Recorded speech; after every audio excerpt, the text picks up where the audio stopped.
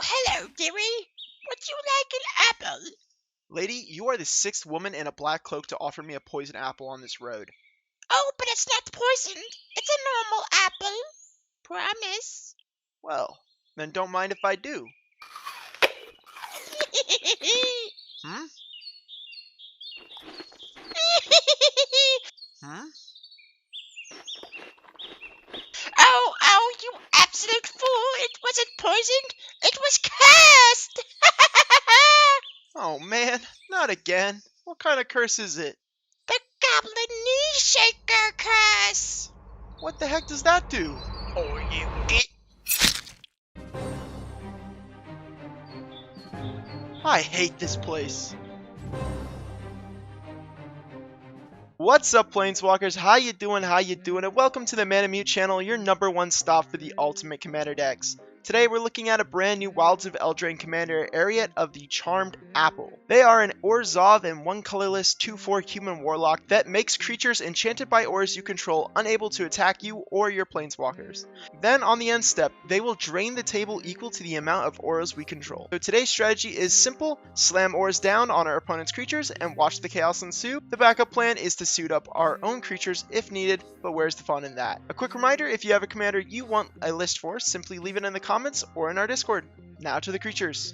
Starting off, we have Walking Ballista for the added combo with Heliod, as we will be getting a lot of life with this deck. Esper Sentinel is a easy include, as we have a lot of ways to buff his power and make the attacks more demanding, hopefully drawing us more cards. Hateful Eidolon helps us draw even more cards when enchanted creatures die. And Killian, Ink Duelist, finally found a home in a deck because he offers the best discount to our auras. Core Spirit Dancer, if you're living under a rock, is a cornerstone in any Enchantress deck, as it draws our deck and becomes a beat stick relatively fast. Lightpulse Emperor's Voice is part of our Plan B strategy if we find ourselves going against 3 blue-white control players. Spellbook Vendor generates free auras for us each combat. Saram Senior Edificer is more busted card draw. Starfield Mystic is more discount for our auras, and it does have the ability to grow. Transcendent Envoy is similar to Starfield Mystic, but instead we get a flying body that can't grow.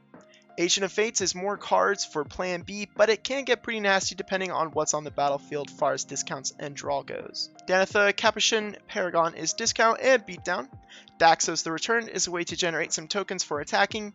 Heliod Sun Crown is a good way to put all our life gain to good use. Catilda Dawnheart Martyr double dips in our deck as a threat and an aura from our graveyard. Next, Mesa Enchanter gives us even more card draw from casting our auras. Archon of Sun's Grace is a must-answer threat in this deck, as it can quickly overrun our opponents with flying ponies.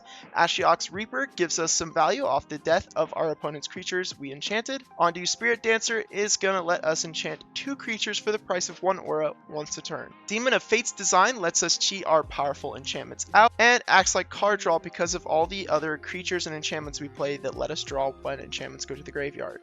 And lastly, Sun Titan, as most of our auras are around 3 mana. In the spell category, we have Enlightened Tutor, Open the Armory, and Idyllic Tutor, all to search for our auras. In addition, we have 3 Dreams that finds up to 3 auras. For removal, we're playing Swords to Plowshares, and Anguish Unmaking to exile. Stroke of Midnight from the new set completely replaces Generous Gift. Next, Vindicate to remove anything, and Winds of Wrath as hopefully a one-sided board wipe. And Farewell is our ultimate panic button. For Recursion, we are running Savine's Reclamation, and Retether, which does say all auras, so it's big money in our deck. For artifacts and enchantments, we'll start with our ramp, which is quite small, but we play so much discount it should be fine, in theory. So we have Arcane Signet, Orzhov Signet, and Talisman of Hierarchy, and yeah, that's it. I told you it was a small list, but now sit down because here's the big list, which is going to include all our auras, which is pretty vast. Starting off with our 1 mana auras, we have Ethereal Armor, which is a cheap way to make someone's commander lethal. Hyena Umbra, which does give totem armor, so be careful.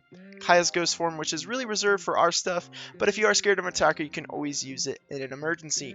Nurgle's Ra is an all-star, as it actively wants to go on our opponent's creatures. Sigarda's Aid, which upgrades our deck to flash speed, and Spirit Link gives us some lifelink, and Vampire Link is the exact same card, but in a different color pie. All That Glitters turns lads into beefcakes that hopefully end the game fast. Animate Dead, because it is an aura that lets us steal any creature in a graveyard. Darksteel Mutation is a brutal way to get rid of someone's commander and shut them off permanently. Dead Man's Chest is perfect because what's better than playing your cards? Well, it's playing someone else's cards.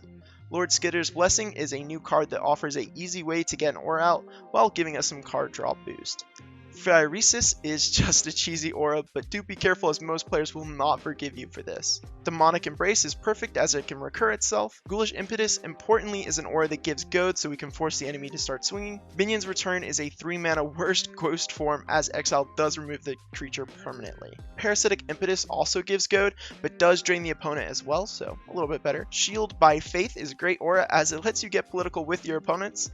Timely Ward is a flash speed aura that offers protection for our commander, Underworld Connections enchants lands, making it hard to remove, and it gives us more cards. Vow of Duty has our commander's text on the aura, so in case someone does remove our commander, it is a way to basically ensure that the creature can't swing at us. Angelic Destiny gives a good pump and evasion, but also returns to our hand if the creature that was enchanted dies.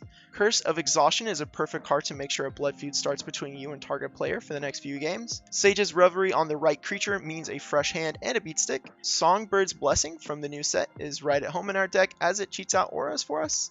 Exquisite Blood and Sanguine Bond are in the deck for the combo, but separately they do work pretty well. Sphere of Safety is more added insurance in case our commander dies, as we all know Magic players hate taxes. For the mana base, do what fits your budget best, but know that you can copy the mana base found in the deck list in the description of this video. Important lands to include are going to be Arcane Lighthouse, so we can enchant any creature we want, Hall of Heliod's Generosity for recursion on a land, and Rogue's Passage for unblockable damage.